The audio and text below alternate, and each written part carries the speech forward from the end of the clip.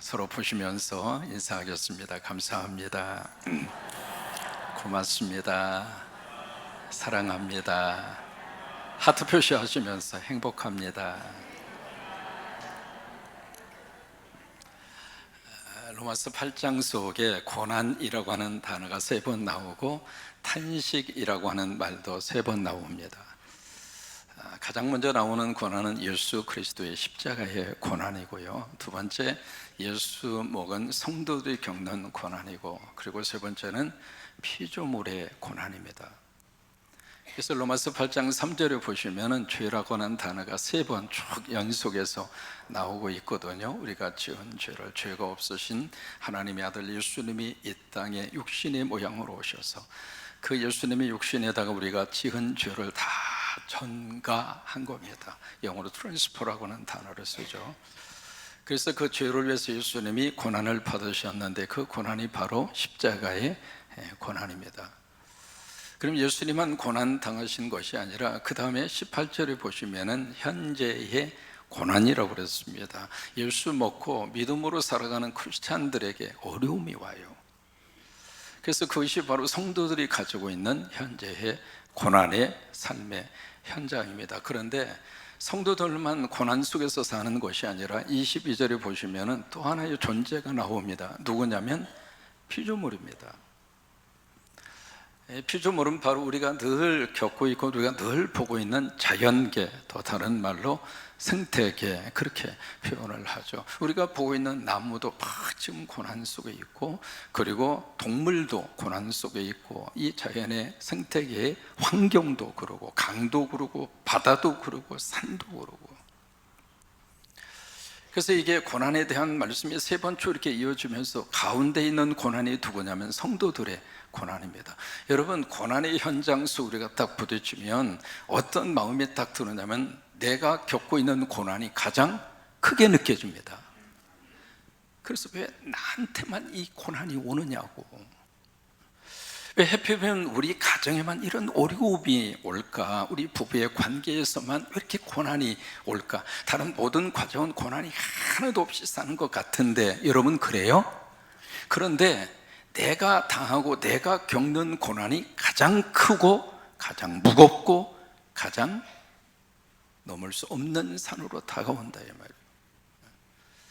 오늘 로마서 8장은 그 고난 문제를 우리에게 다루면서 우리만 고난 당하는 것이 아니라 눈을 들어볼까? 예수님도 십자가 고난 받으셨잖아.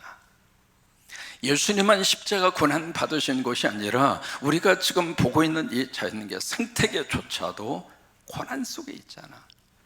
너희만 고난 당하는 게 아니야 라고 하는 하나님의 말씀입니다. 사람은 태어나는 순간부터 대학에 들어갑니다. 수능 보고 들어가는 대학도 있습니다만은 태어나는 순간부터 대학에 딱 입학을 하는데 그 대학이 광야 대학입니다. 줄여서 광대. 그 광대에 들어가서 무슨 과에 우리가 입학을 하냐면 고생과에 입학을 합니다. 시편 90편 10절에 보시면은요, 우리가 사는 동안에 70을 산다, 아니 조금 더 건강해서 80을 산다 할지라도 그 삶의 여정을 통해서 꺼내 놓을 수 있는 것은 수고와 슬픔뿐이다. 그런데 그것도 신속히 날아가더라, 이 말이에요. 그러니까 태어나는 순간부터 우리가 계속 이 세상에서 어떤 삶을 우리가 살고 있느냐면, 저나 여러분 모두가 다 광야 대학에 입학을 해서 고생학과에서 고생하고 사는 거예요. 인정도 안 하려고 그러지만은. 그래서 저희 여러분 모두가 다 동창생입니다. 옆에 있는 분 보시면서 한번 이야기해서 우리는 동창생입니다. 이게 먼저 태어난 분들은 먼저 입학을 했고요, 늦게 태어난 분들은 늦게 입학을 하셔서 우리는 광대 고생학과 선후배지간이에요.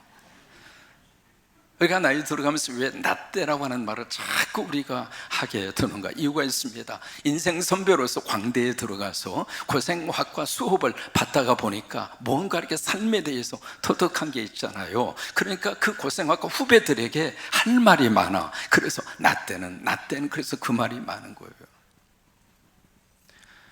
근데 이 고생학과의 이 광대의 고생학과 이 총장이 누구냐면 하나님이에요. 그래서 이 총장님은 대충 지나가는 법이 없습니다. 깐깐하신 분입니다. 그래서 총장님이시고 그 다음에 여기 고생학과의 교수는 예수님과 성령님이십니다. 그래서 이 교수님이 꼼꼼하게 우리들을 가르쳐 주세요. 이 뭘 배우는가? 이 고생학과에 들어가서 가장 먼저 배우는 것이 버리는 훈련이에요.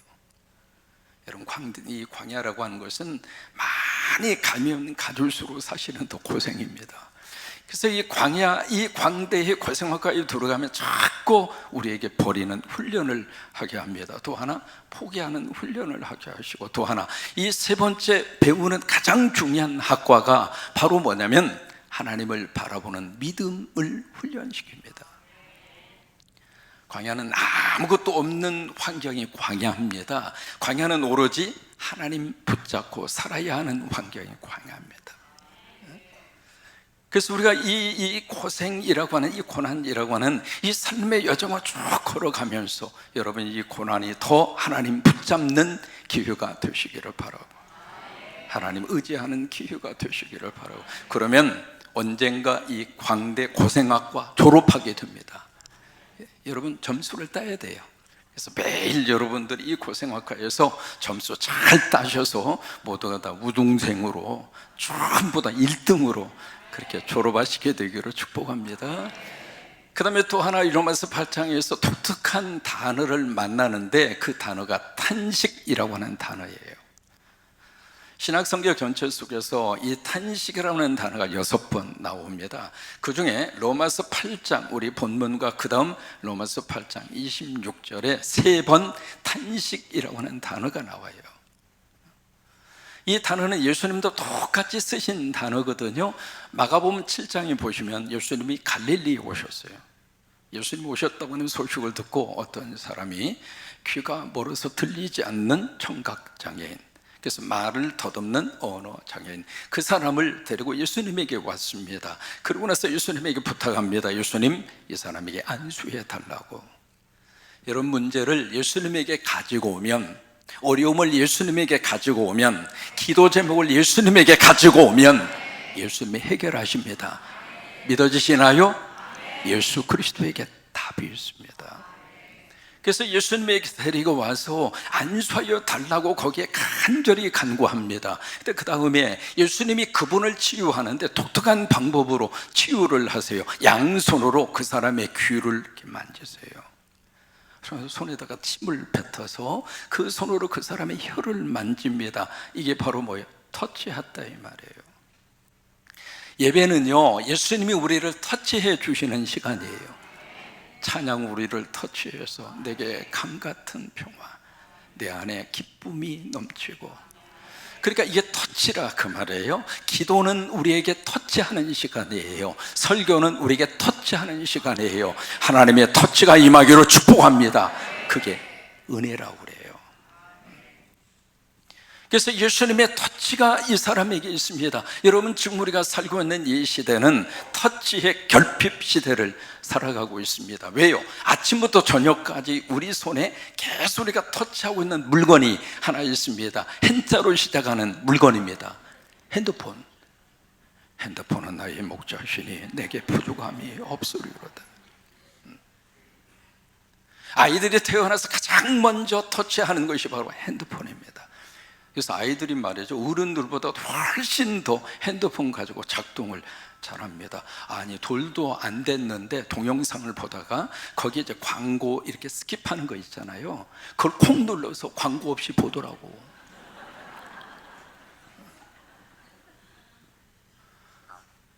그러니까 자꾸 기계를 터치하다가 보니까 이 터치 결핍이 현상이 나타나요.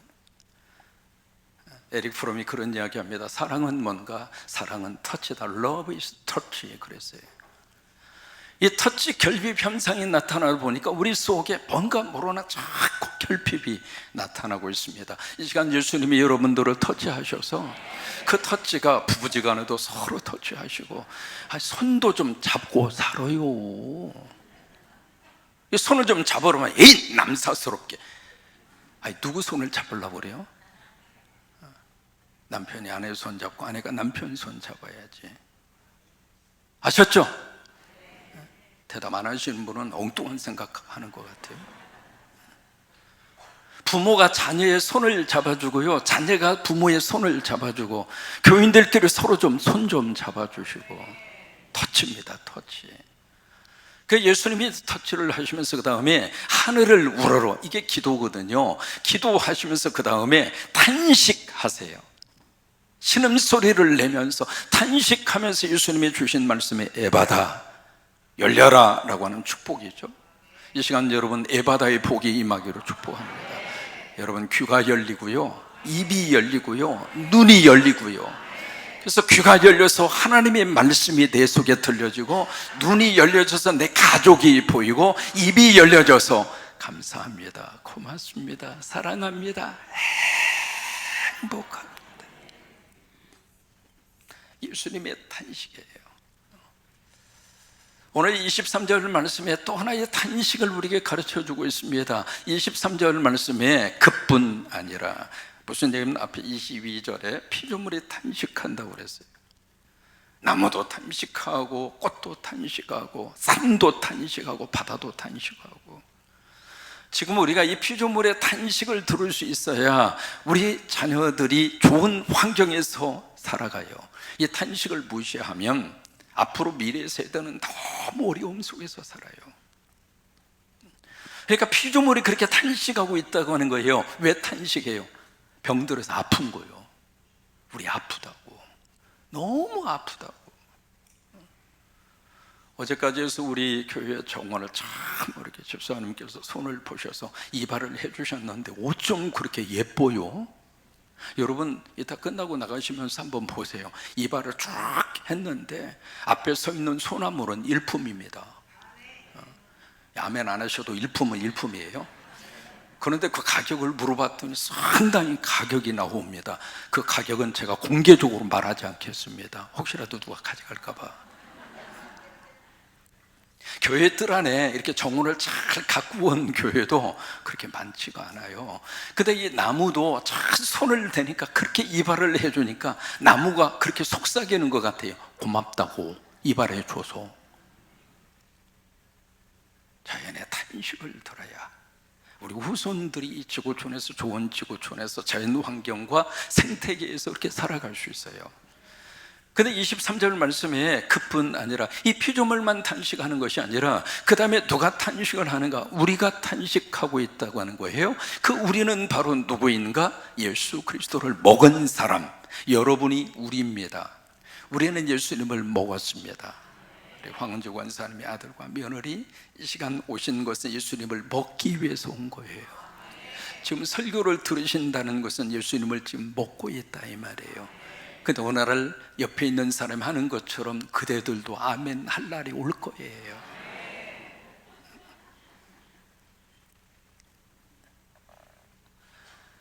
여기서 말씀하고 있는 우리라고 하는 게 바로 그 대상을 말하고 있습니다. 우리가 예수를 먹은 그분들을 우리라고 그런 거예요. 두 번째, 여기 우리 곧 하면서 그 다음에 설명을 하고 있습니다. 성령의 처음 열매를 받았다고 그랬습니다. 여기 첫 열매라고 하는 게 첫 번 수확한 거잖아요. 여러분 지금 이 시즌이 되면 추억의 간식거리, 추억의 하나의 그 쌀이 있습니다. 그 쌀이 무슨 쌀이냐면 올깃쌀. 혹시 아십니까? 못 먹던 시절, 먹을 것이 없던 시절에 이게 추수를 기다릴 수가 없어서 이게 푸른색이 가진 다음에 지금 이 시즌이에요. 그 벼를 베서 어떻게 해요? 홀태로 추수한 다음에 그것을 솥단지에 놓고 푹 어떻게 해요? 삶아요. 삶은 다음에 그 다음에 볕에다가 말려요. 말린 다음에 그것을 절구통에 놓고 찧어요. 찧으면 이게 노란 빛깔의 색을 지니고 있는 올깃살이 나옵니다. 이 올깃살은요, 잘 씹으면 씹을수록 그렇게 맛있어요. 고소해요. 그리고 거기서 밥을 해서 먹으면 그 밥이 얼마나 배고픈 허긴진 배를 그렇게 채워주는 그런 행복한 시간을 안겨주는 게 올깃살이거든요. 와, 먹고 싶다, 올깃살. 그러니까 그 올깃살은 이게 여름 내내 애를 써서 농사를 지어서 이 벼에 대해서 첫 번째 수확이 올깃살이에요. 여기에 성령의 처음 열매라고 하는 그 단어는 무엇을 말하고 있는가? 성령님을 말합니다. 그 성령님을 우리가 받은 거예요. 우리가 예수 그리스도의 영을 받지 아니하면 예수 그리스도의 사람이 아니라, 그래서 우리가 하나님을 향하여 아빠, 아버지로 부를 수 있는 것도 성령의 처음 열매, 성령님이 내 안에 오셔서 우리로 하여금 너는 하나님의 자녀야, 예수 믿고 너 하나님의 자녀 됐다, 그것을 알게 하고 그것을 믿게 하고 그것을 우리에게 고백하게 하시는 것이 성령이 처음 열매를 받은, 성령 받은 우리들 속에서 나타나는 열매예요. 그러니까 성령의 처음 열매를 받은 우리들도 그 다음에 23절에 어떤 모습이 나타나고 있는가? 속에서 뭐해요? 탄식하더라고 말이에요. 속에서 막 탄식합니다. 탄식이라고 하는 것은 신음소리를 낸다 그 말이에요. 한숨 소리를 낸다 그 말이에요. 탄식하면서 거기 뭔가를 지금 기다리고 있습니다. 두 가지입니다. 첫째, 양자 될 것과 두 번째, 몸의 속량을 기다립니다. 여러분, 양자 된 것과 양자 될 것은 달라요. 양자 된 것은 이미 되어진 거예요. 우리가 예수님을 믿으면요, 이미 우리는 하나님의 자녀입니다. 아들이 있는 자에게는 생명이 있고 아들이 없는 자에게는 생명이 없다 그랬거든요. 이미 우리는 예수 그리스도 안에서 하나님의 자녀가 됐어요. 양자가 됐다 그 말이에요. 그런데 아직 우리가 양자로서의 완성은 아직 안 됐어요. 이게 신앙생활입니다. 우리가 예수 믿으면 천국 갑니다. 이미 우리는 영생을 누리고 삽니다. 그러나 아직 우리는 천국에서 안 살아요.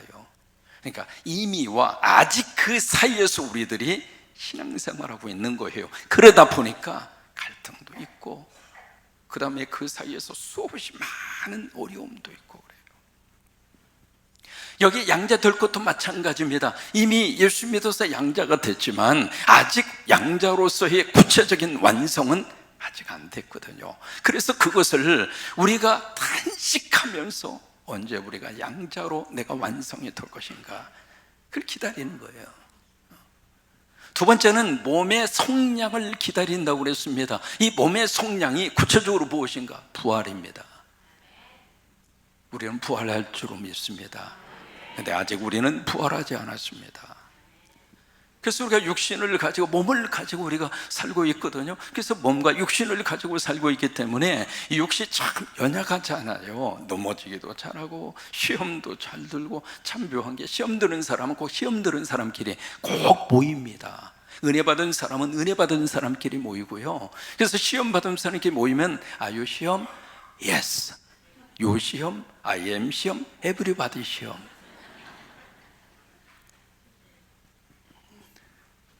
연약하다 그 말이에요. 넘어지기도 잘하고 질병에 의해서 고통을 당하기도 하고.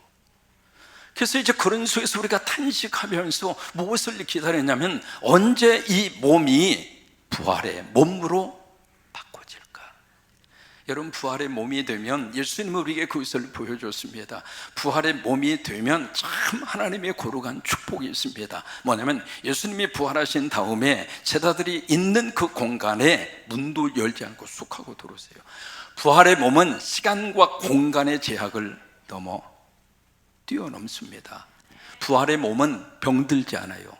암 걱정 안 해도 됩니다. 부활의 몸은 아픔이 없습니다. 부활의 몸에는 저주가 없습니다. 부활의 몸은 영생합니다. 그런데 아직 우리는 부활하지 않았어요.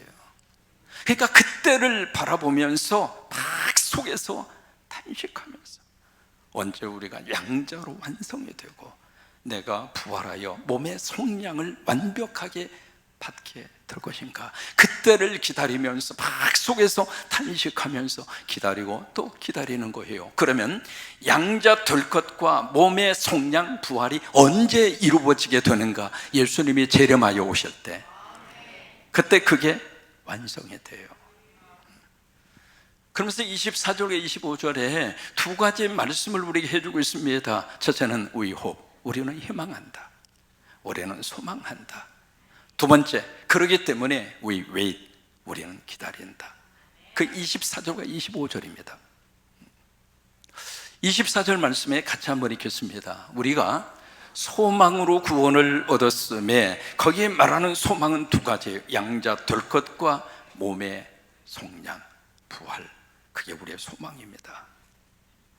여러분, 사람은 소망이 있는 사람은 오늘을 견디고 살아갈 수 있습니다. 소망이 있는 사람은 내일을 바라보고 살아갑니다. 어떤 일이 있어도 믿음, 소망, 사랑, 이 세 가지는 항상 있을 것이다 그랬어요. 예수님 안에서 여러분, 어떤 일이 있어도 희망을 놓치지 마시고 소망을 품고 사시기를 바랍니다. 그러니까 바로 그 소망이에요. 우리에게 그 소망이 있다고 하는 거예요. 근데 그 소망은 양자 될 것과 몸의 속량, 부활의 몸. 그때가 언제 완성되는가 말씀드렸죠. 예수님이 재림하여 오실 때.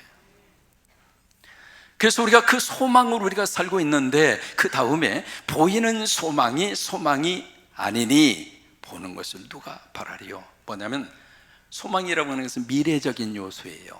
아직 완성이 안 된 거예요. 그래서 우리가 바라보는 게 소망이에요. 여기 있는 우리 친구들, 우리 수능과 취업을 위해서 준비하는 친구들, 우리가 기도해 줍니다. 여러분들이 기도해 주시면 우리 친구들에게 하나님의 복이 임합니다. 여러분들이 도구해 주시고 기도해 주시면 친구들에게 지혜도 허락을 해 주시고 수능의 점수도 하나님이 좋게 나와 주시고 저들의 소망도 이루어지도록 하나님 복 주실 줄로 믿습니다. 그런 것처럼 우리가 이 친구들에서 기도하는 것은 아직 그 소망이 안 이루어진 거예요. 근데 수능을 끝나고 이제는 원하던 그 대학에 들어갔습니다. 그러면 소망이 이루어졌잖아요. 그러면 더 이상 소망할 게 없는 거예요. 그것을 보이는 소망이라고 하는 겁니다. 그러니까 소망이라고 하는 것은 현실적인 요소가 아닙니다. 아직 안 이루어졌어요. 그래서 미래적인 요소입니다. 그래서 그 소망을 우리는 어떻게 하는가? 바라보면서 또 소망하는 거예요. 그래서 25절 말씀에 그렇게 말씀이 이루어지죠. 같이 고백합니다. 만일 우리가 보지 못하는 것을 바라면, 아직 이루어지지 않는 그 소망을 우리들이 바라본다면, 기다리는데 어떻게 기다리는가? 참고 기다린다 이 말이에요. 아직 안 이루어졌지만 분명히 이루어질 것이다. 23절의 말씀을 여러분들이 쭉 보시면 거기서도 기다린다라고 하는 단어가 한 번 더 나오잖아요. 나오는데 거기에 단어 하나를 집어 넣으시면 좋습니다. 곧 우리 몸의 속량을, 그 다음에 간절히 기다린다. 그래서 25절에 참음으로 기다리고 간절히 기다리고, 우리는 그 희망을 가지고 삽니다. 여러분, 그 은혜가 여러분 가운데 넘치시게 되기를 주의 이름으로 축원합니다. 계시록 22장 마지막 절에 무엇으로 성경은 끝나는가? 아멘. 주 예수여 오시옵소서. 그것을 마라나타라고 그래요. 예수님이 직접 쓰신 아람어예요. 이게 초대교회 성도들은요, 예배 시간에 서로 만나면 그 인사가 처음이었습니다. 마라나타, 주 예수여 오시옵소서. 주 예수여 오시옵소서. 왜 그럴까요? 예수님이 오셔야 모든 고난이 끝납니다. 예수님이 오셔야 문제를 해결함 받습니다. 예수님이 오셔야 막힌 것이 열려지게 됩니다. 지금 우리가 돌아가고 있는 미국이 한국에게 하는 모습을 보면 여러분, 이게 정상입니까? 그러니까 예수님이 재림해서 오셨을 때 국제적인 문제도 주님이 해결하시고, 내 문제도 해결하시고, 우리 자연의 문제도 해결을 하시고, 그래서 성도들이 모일 때마다 서로 주고받는 인사가 그거예요. 마라나타, 주 예수에 오시옵소서. 주 예수에 오시옵소서. 그리고 기도의 마지막 결론이 마라나타였습니다. 주 예수에 오시옵소서. 그 예수님이 오시는 마라나타는 두 가지 고백입니다. 미래적으로 예수님이 오신다 그거예요. 종말론적으로 예수님이 다시 이 세상에 오신다 그거죠. 또 하나, 현재 지금 예수님이 여기에 오신다 이 말이에요. 그것이 우리 믿는 자들의 희망이고, 그 소망을 품고 우리는 속으로 다 간직하면서 주님 오시옵소서, 주님 오시옵소서. 일제시대에 크리스찬들이, 믿는 사람들이 가장 많이 불렀던 보험성가가 있습니다. 뭐냐면 주님 고대가. 기억나십니까? 역사적으로 고난과 고통과 어려움의 시절, 캄캄에 이를 데 없는 역사의 한 복판 속에서 믿는 사람들은 주님 고대가를 부르면서 희망을 가지고 살았습니다. 손영은 목사님이 가장 많이 불렀던 찬송이라고 그러죠. 그리고 손영은 목사님의 작사로 우리는 기억합니다. 1절에 보시면 그 가사가 이렇게 시작을 해요. 어떻게 시작을 하는가 한번 읽어볼까요? 낮에나 밤에나 눈물 머금고 내 주님 오시기만 고대합니다. 자 보세요. 낮에나 밤에나 눈물 머금고 누구를 기다려요? 예수님을 기다리는 거예요. 앉으나 서나 당신 생각이 아니라 앉으나 서나 주님 생각하고 그저 예수님 언제 오시나. 그 다음 가사를 보시면은요, 가실 때 다시 오마 하신 예수님, 오 주여 언제나 오시렵니까? 이게 6절까지 있습니다. 근데 이 모든 가사의 마지막에 그걸 놓고 나요. 주여 언제 오실 겁니까? 주여 언제 오실 겁니까? 여러분, 이게 믿는 사람들의 희망입니다. 여러분이 소망을 가지고 오늘을 견디면서 삽니다. 그 희망을 가지고 현실의 삶 속에서 박 속에서 탄식하면서 주님 언제 오실 겁니까? 주님이 오셔서 이 양자됨과 그리고 몸의 성장 부활의 은혜를 우리가 입게 하여 주옵소서. 여러분이 소망을 가지고 이 한 주간도 믿음으로 승리하며 사시기를 주의 이름으로 축원합니다. 같이 우리 찬양하실 때 이 몸의 소망 무언가 함께 찬양합니다.